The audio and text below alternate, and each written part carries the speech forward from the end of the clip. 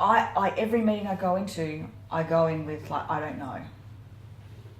You know, like I know my craft and I have years of experience, so I know all of that stuff. But ultimately, right here in this meeting, I don't know your business. But I know how to ask you the right questions. I know how to push back. I know how to take what you're saying and put it into a good outcome, like a good outcome. So I know how to pull this all together. I know how to get information. But I'm not going to walk into the meeting going, I know what this role is and should be. Well, I know this waiting's no good for me, but it seems to be a remedy. It seems to help me write my little songs. I give you love like a giving tree. I place you in my melodies to try and bring you back where you belong. But it's just an issue. So it's October 11th and I'm in the What's Next office in Australia. It is so exciting to be here with the team. I haven't seen much of them lately and they're working away and I'm just really excited to be here today. So we're going to have some catch-ups today, then we're heading into the city where I'm doing a talk on leadership to some business owners, which will be super cool, and hosting a women's lunch of female entrepreneurs. So I'm just excited to be back in Australia for just a very short time.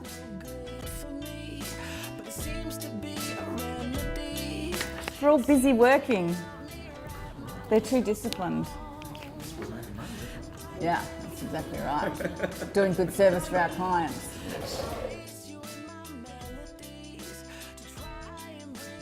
It really worries me about all of the articles and things that are out in like the news every day, and it's all about speed of growth, like all these businesses growing, you know, rapidly and getting huge investment, and it's not reality. And I think it makes people feel like, you know, their business is too small and they're not going quick enough and they're not doing enough, and I think that's really risky, and it really concerns me that people are obsessed with this speed in business, and they think size is more. Yeah, size and doing it as quickly as possible, and it's not. Like, it's super It's not dangerous. sustainable growth. How good are employee surveys, by the way?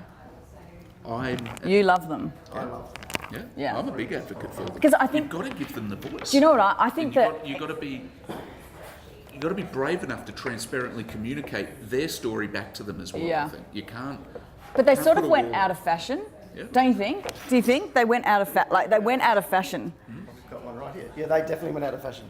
But the worst thing about surveys is when the client doesn't get back to the employees about the results. Yeah. Because they feel like it's just a waste of time, and that's what happens. Everyone puts them in the drawer. That's what. 12 monthly, 6 monthly. Also, people forget what surveys. People are forgetting that different things are surveys. So you're doing your probation framework, 4 weeks, 8 weeks, 12 weeks. That's a survey. Oh. You're getting information back. Seriously, getting feedback from someone in their first 4 weeks, 8 weeks, and 12 weeks is just like starting in the US. I've just recently done that with Helen, and it was so interesting to get that 4-week feedback. Like, it was so valuable. Yeah. But do you know what? It's not happening. No, it doesn't happen. It's not happening, and it's like so basic. But it gives you so much information about whether, like, what training you need to do, because you're losing so much from someone when they first start. Oh, and in that probation is getting them up to But speed. what about the when emotion? they finish. All the emotion you put into recruitment, Oh, selection. yeah. You know, all that time you've invested. Yeah. And then you've got them on board and you're training them. 25% Well, you don't train of them. people leave within the first 3 months. Yeah. What's that? 25% of people leave roles in their first 3 months. And all And- that cost is lost. And how much time and money is spent on recruitment? Yeah. 25% leave in the first 3 months. Yes.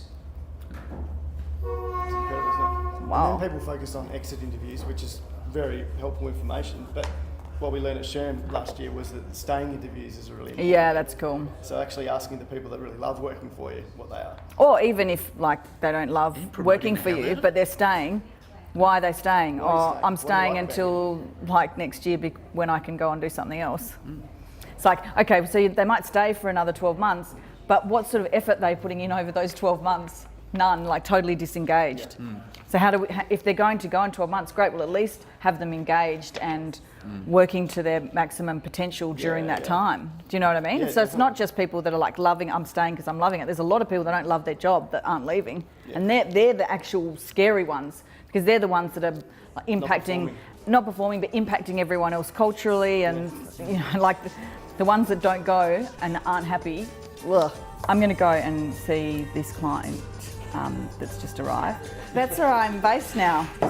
Yeah. So I just thought I'd pop in and say hi and hear what you're doing. But so I'm based in New York now, and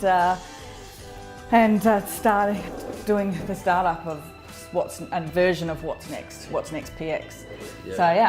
So we met in Sydney, sitting next to each other. Yeah. That's right. So I'm doing a few different things, but I really wanted to go to New York and see what I could build there. Yeah. So I just went, and then working it out as I go along. Right. Yeah. So but now that's like my where I am. Yeah. Cool. Yeah. But you guys are like smashing it. Or trying to. Yeah. We're growing. That's the perception. No, we are growing. We're just giving Katoni the debrief. We've got a team now, and so we need to leverage off your experience as to how to get the best out of them. And How many have you got? We've got 4 in the Australian office. Yeah. Which is the headquarters now at Varsity Lakes. Yes. Yeah. And that will probably grow again over the next 6 months, maybe another couple. Yeah. And we've got an overseas team. But primarily what we need to speak to you guys about is the team on Varsity Lakes, the Australian team. And the overseas team, is that Philippines?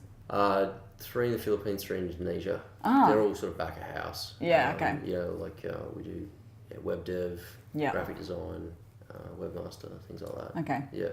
So. Yeah, I think when you get, I found in my journey, I think when I hit 5 people, I then went, we're like not going to just be friends around the table all making decisions together and doing everything together. I'm like going to have to start being a manager and make this like a workplace where Get a bit professional. This is exactly the inflection point, I really think that size, you start to go, this is like real, like they are relying on me to lead them and help them with their career. But before that, you're all just like start up and everyone's in, just do whatever. Exactly. Like it was the 2 of us in an apartment in Sydney that sort of thrashed it out, and then we got actually Sean's cousin as the first Australian employees. Turned out to be excellent, but it was a lot of the 3 of us sitting around thrashing strategy, whatever. And then got other people on now, another 3 others. So it's kind of like, okay, we need to sort of tie their sort of performance in with what we're trying to achieve more generally, and we don't really know how to do that. So that's the thing. You don't. Can I ask you a question just in relation to how long since you started your business? About 6 years. 6 years, yeah. And what are your do you feel pressure from the media around the speed of startups in this at the moment? What do you mean? Like I just feel there's so much in the media around, a startup starting tomorrow and then the next day they're like $1 billion company type thing, around this whole view that everyone can do a startup and it's going to be a huge success tomorrow, and the expectations of young people in business at the moment I think is really scary. And I also think now that we have really inexperienced investors too, so it's just like I'm just worried about the graveyard of startups over the next 5 years. So I'm all about like, let's stop making speed so sexy, and like let's build sustainable businesses that are around in 5 years' time. Like I want to see our clients thriving at whatever rate in 5 years' time and 10 years' time, rather than getting caught up in the buzz of entrepreneurship or whatever it may be and think that I've got to just go hard. And I have fallen into that trap, absolutely. Now I'm really realizing that sustainability and doing, like having goals like market share and creating, just giving really good value and all of those things are just such a better business strategy. Yeah, that's true. And like also because Sean and I was self-funded Yeah. We didn't go and get, like, we have other peers in the business that did the inverse. They went and got capital straight away, so they knew that they were going to be, not profitable for 3-4 years, whatever the targets were. So Yeah. they had a completely different version of stress where they had these investors to hit these targets. Yeah. And they're still going through that. And they probably, there's pros and cons to both. Yeah, we're there is. self-funded, we try to stay profitable on the way through, and perhaps we could have gone quicker, but, we sort of didn't want to give up the farm, I guess. Yeah. We wanted to keep it ourselves. Yeah. Yeah, I've always done self-funded, Yeah. and I think it gives you an opportunity to really get to know your own business. Do you know what I mean? Like, I think that when you get a big lump of sum of money, you just make decisions differently to how you would, and you'd be so much more resourceful, and you're really working it out as you go along. And I think then you get to understand, what is my business, what is my industry, what is the best way to grow this, or what do I want it to be, as opposed to, right, I've got this big lump of money, like, let's go for it. I just think that creates an opportunity to make really bad decisions. But I understand that some industries you can't start any other way. Yes. You and us, you can self-fund and organically grow. But I think there's a lot more businesses out there that should organically grow for at least the first few years before they get investment, so they understand their own business. Basically, if I walked into your business at any point and went up to anyone and said, tell me what the vision is and why that is, same with mission, tell me what the values are and how do you use them, like, tell me how you used it as a tool in the last week. Yeah. So if they can't answer, like, if they don't know them, then you've failed. And that's, I had someone the other day say to me, oh, our values are really good. And I was like, oh, great, like, what are they? And she's like, oh, like, there's 7, I can't actually remember them. I was like, oh yeah, I just don't know if they're that great. So like, do they know them? But more importantly, do they know how to use them, and are they using them? We ask in the reviews, like, how have you used the values? Because ultimately, if I've got a value that just isn't actually being utilised anymore, and it could be because we just nail it and that's how we live now, then I want to replace that with a value that we need, that's going to be a tool. So when you're doing your exercise with them, you've really got to get them away from thinking about traditional words. Like, you've got to be customised. What's your vision? Yeah. And so what behaviours do you need to achieve that vision? If you don't need innovation to achieve your vision, then innovation should not be a value. Do you know what I mean? So they should all link. Trying to avoid just putting sexy words in there. Totally. You can make them sexy afterwards, but have the mean, like, the crux of the meaning, and then and then if you want to make it sexy, then we like making the words, the words cool and sexy, but they've got to have they've got to be the tool first. Just on the values, do you recommend tying values in with performance metrics or KPIs, or do you like to keep them separate and sort of point to, okay, here's your KPIs, read performance, and values are a separate entity, or is there crossover?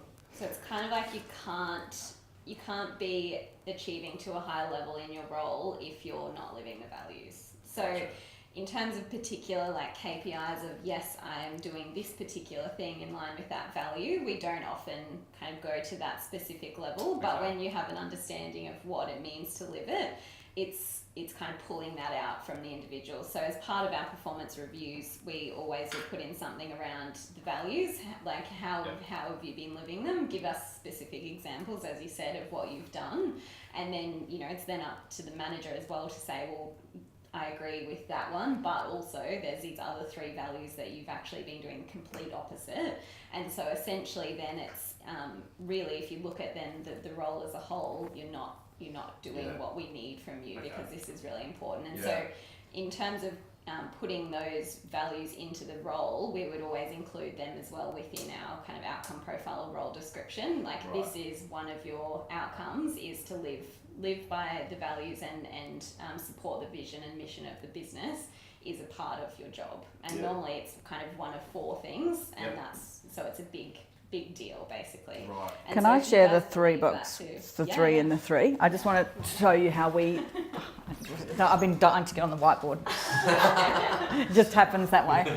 I just want to share how we break up our outcome profile. Katina, have you talked about outcome profiles? No, not yet. So it's basically a job description that actually works, that is useful. But just in relation to how we structure them. So basically outcome profiles are broken down into 3 big rocks, right? So this is the 3 things that they spend and sorry if I've taken off track, but I just want to talk about the mastering. Yeah, cool. And then I'll leave you alone and stop hijacking the meeting.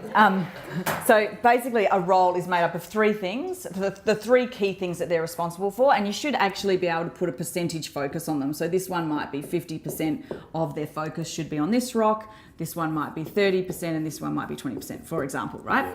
So these are the three big rocks, and this would be the role. So say as a customer service officer, they would have their three key things they need to focus on, and then underneath you have 4 to 5 clear KPIs or outcomes that they need to achieve. Yep. Not what they have to do, what they need to achieve. It's very, very important to get a difference.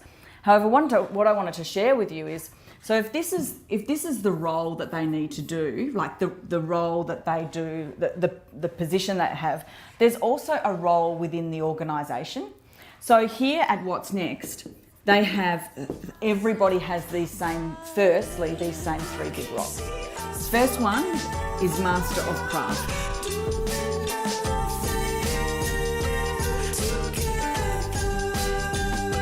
Thank you. Well, you'll be. Are we going to be on YouTube? Yeah, you will. Yeah, we'll get your business featured on there. Yeah, cool. So yeah, but it was so good to see you guys, Yeah, and like likewise. seriously, congratulations. You know, like I have such passion for anyone who makes the decision to go out in business and to be in it for 6 years to be growing and doing this stuff. Like I love it, and yeah, I hope you give yourself a pat on the back occasionally. Right back at you. Yeah, indeed. Yeah, thank you. All the best. Yeah, cool. Thank you. Yeah. Come and visit anytime. Yeah, I'll let you know. Yeah, cool. All right, see ya. Bye. It's great to see you. Yes, yeah, you guys rock. Thanks. All right. Take on this weather. Oh my God. Oh, did Brad give us an umbrella? Oh, here he is. Oh, you're amazing. Yeah, I think we might need to take them all. Yeah, that's okay. Thank you.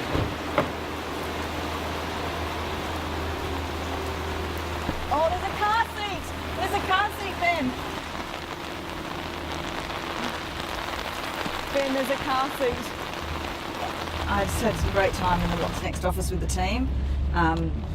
Always just so good to spend time with everyone and hear the great work they're doing with the clients, and also just give them some training and have a chat about things. Also got to catch up with a client and yeah, just be there, reconnect, hear the great work they're doing. So yeah, and work was won, so we got a bell ring the bell when we win the work. That's really cool.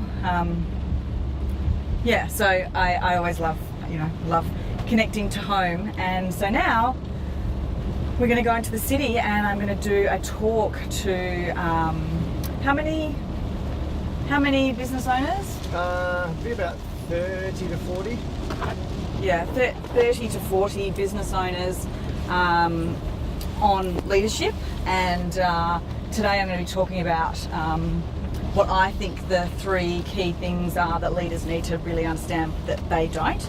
So yeah, I'm going to talk about that and give some insights. It's always good talking to other business owners and share some of my thoughts on some things that I've learnt recently, and so that's where we are. We've just got to survive this weather.